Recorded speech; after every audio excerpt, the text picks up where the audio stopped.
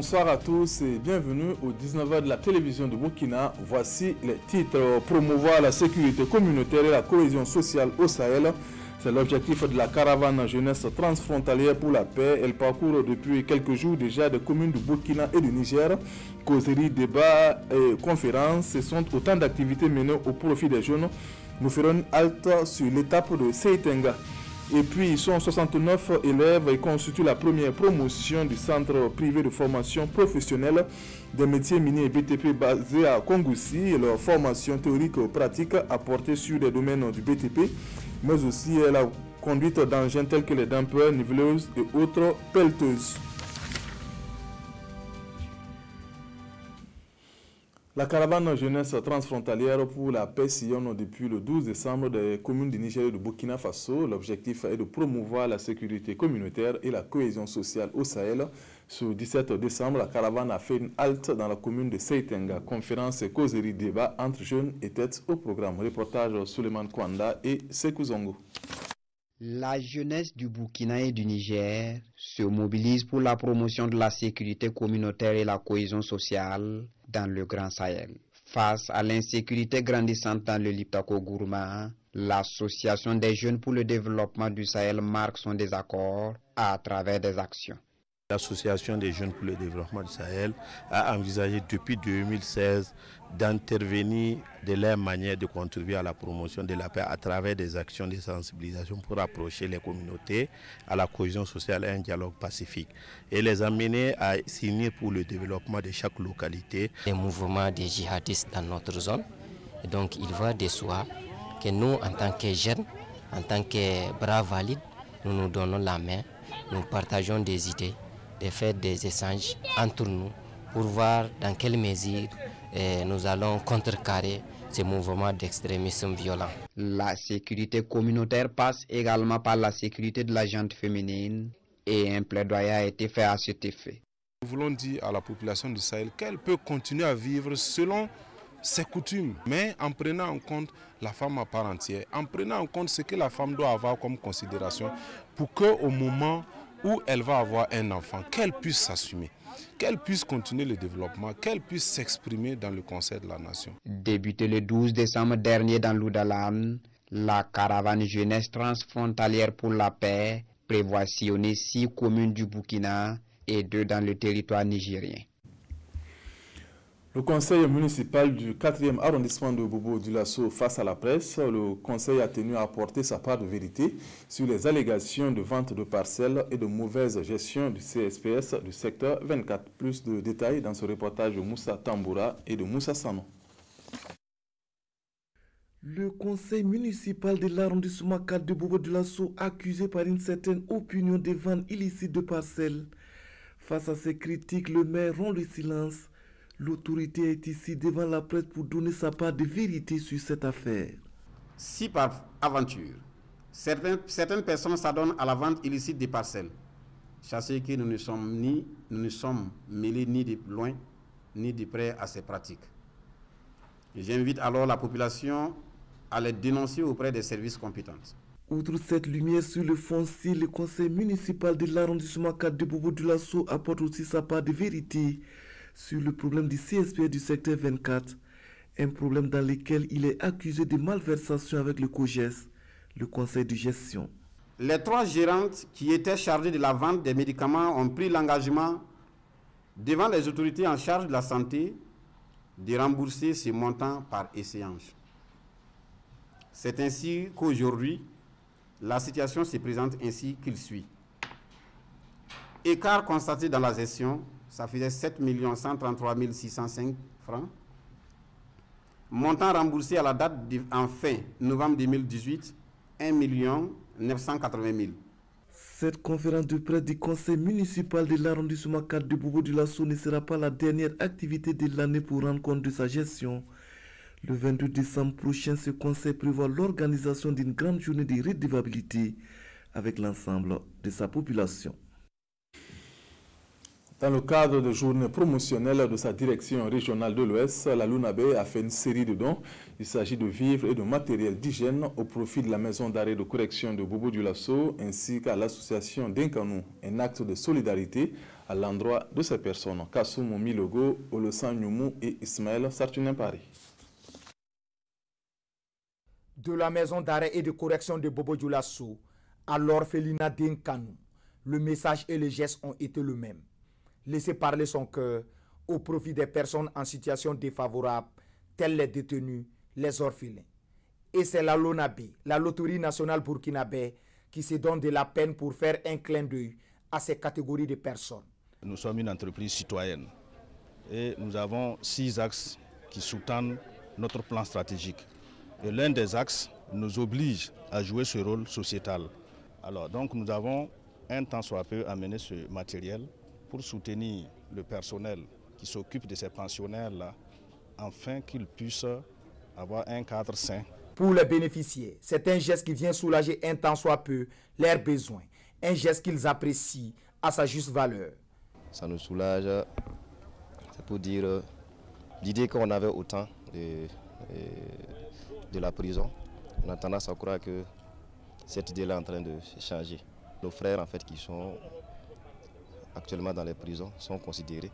C'est vraiment une joie pour notre maison, la pouponnière d'Inkanou, qui veut dire amour de l'enfant, d'accueillir ce matin la LONAB qui est venue manifester sa compassion et sa solidarité à l'égard de cette couche vulnérable que sont les orphelins. Et notre cœur déborde vraiment de joie. C'est un besoin vraiment qui était ressenti et que ce cadeau-là vient, ce geste-là vient à point nommé.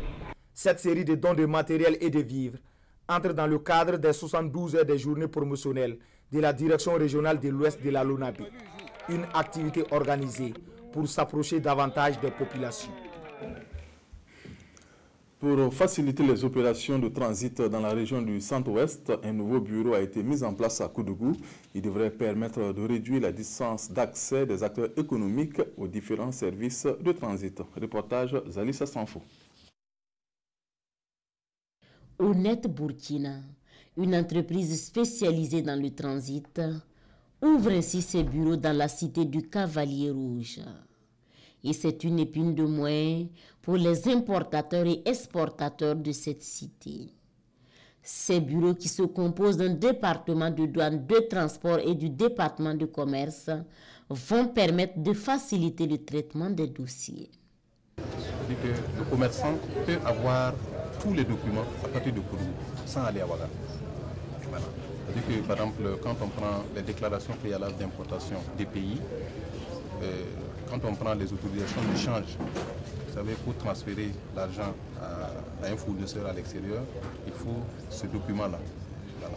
Et nous avons le certificat de contrôle provisoire également de qualité, voilà, qui est en tout cas émis avec la société Sodeci. Plus de 50 jeunes ont été retenus pour coordonner les activités de ce nouveau bureau de transit. Une offre d'emploi qui réjouit le parrain. Vraiment, nous souhaitons que tous ceux qui sont impliqués dans cette activité-là puissent pouvoir donner le meilleur d'eux-mêmes pour que cette entreprise qui est jeune, que ça puisse se renforcer, s'élargir et faire en sorte que tout le monde ait la possibilité de vivre de quelque chose et d'apporter sa pierre à la construction de Burkina Faso. En plus désormais de Koudougou, de Ouagadougou et de Bobo Dioulasso, Honnête Burkina a des bureaux dans toutes les frontières du Burkina Faso. La première promotion du centre privé de formation professionnelle des métiers miniers et BTP basé à Kongoussi est connue. Ils sont 69 élèves formés dans le domaine du BTP, mais aussi de la conduite d'engins tels que les dampeurs, niveleuses et autres pelleteuses. Après une formation théorique et pratique, ils sont maintenant aptes pour le marché de l'emploi. Reportage Roger Bembamba et Ismaël Diloma Sirima. Jour de consécration pour ces 69 apprenants du Centre de formation professionnelle des métiers miniers et BTP. Ils constituent la première promotion de ce centre basé à Kongoussi. En l'espace de 3 mois, ils ont montré leur aptitude à maîtriser les dumpers, les niveleuses et les pelleteuses. Les engins sur lesquels nous formons les jeunes sont des engins très coûteux. Et comme c'est des engins très coûteux, nous avons développé une stratégie d'avoir des partenaires qui peuvent réellement nous mettre ou nous permettre de mettre à leur disposition les engins adéquats pour qu'ils puissent pouvoir manipuler. Parmi ces partenaires, il y a des entreprises du bâtiment et des travaux publics, ainsi que des sociétés minières. Nous avons 13 000 au Burkina qui tournent. Et si aujourd'hui il y a une opportunité chez nous, c'est la bienvenue. Mais au cas où chez nous l'opportunité n'est pas immédiate et qu'il y a un besoin dans d'autres sociétés minières, nous pensons que les jeunes peuvent en tout cas continuer à postuler. Pour améliorer la question de l'employabilité, le ministère en charge de la jeunesse entrevoit la stratégie de pré-emploi. Le stage de pré-emploi concerne des gens comme ceux qu'on a vus ce matin, c'est des professionnels et ils ont appris un métier. Et il faut maintenant qu'ils s'insèrent. Et c'est la même approche qui consiste à avoir des entreprises qui acceptent de les prendre. Et le deal, c'est qu'au bout de 6 mois, en tout cas ceux qui se seront montrés assidus dans le cadre de l'exécution de leur mission, l'entreprise a l'obligation de leur faire un contrat. Durant ce stage de pré-emploi, le ministère de la Jeunesse devrait se charger de verser un pécule de 45 000 francs aux stagiaires. Le Cercle d'études, de recherche et de formation islamique CRFI, section d'Oumouhoun, a organisé les 48 heures de la famille musulmane. Plusieurs activités au programme autour du thème couple musulman, réalité et perspective. Le reportage depuis Dédougou de Lassina Ouattara et de Karim Ouedrago. Ce dîner-débat qui rentre dans le cadre des activités des 48 heures de la famille musulmane a réuni plusieurs couples. En plus de ce dîner-débat, des activités comme la journée de l'enfant musulman, le dépistage sur les facteurs de risque cardiovasculaire, le sport et les jeux de société vont être menés pendant ces 2 jours. Alhamdoulilah, vraiment nous rendons grâce à Dieu parce qu'il y a une satisfaction. Pour une première édition, l'engouement vraiment était de taille. Nous avons pu mobiliser ce soir près de 100 personnes pour l'activité du dîner-débat. Coupe d'aujourd'hui, réalité et perspective, c'est le thème exposé au cours de ce dîner-débat.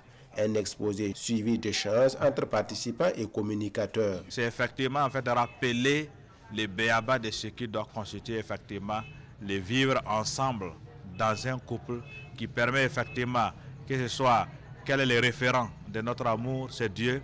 Comment est-ce que nous allons vivre nos conflits, c'est revenir à Dieu. Comment est-ce que nous pouvons effectivement exprimer nos joies et nos mécontentements, c'est toujours en fonction des règles établies par notre religion. Le thème de l'exposé est d'importance capitale pour ses participants. Ce que le conférencier a fait sur un premier temps, c'est que le constat est amer. Nous voyons nos couples aujourd'hui qui ne donnent pas une bonne image à la société.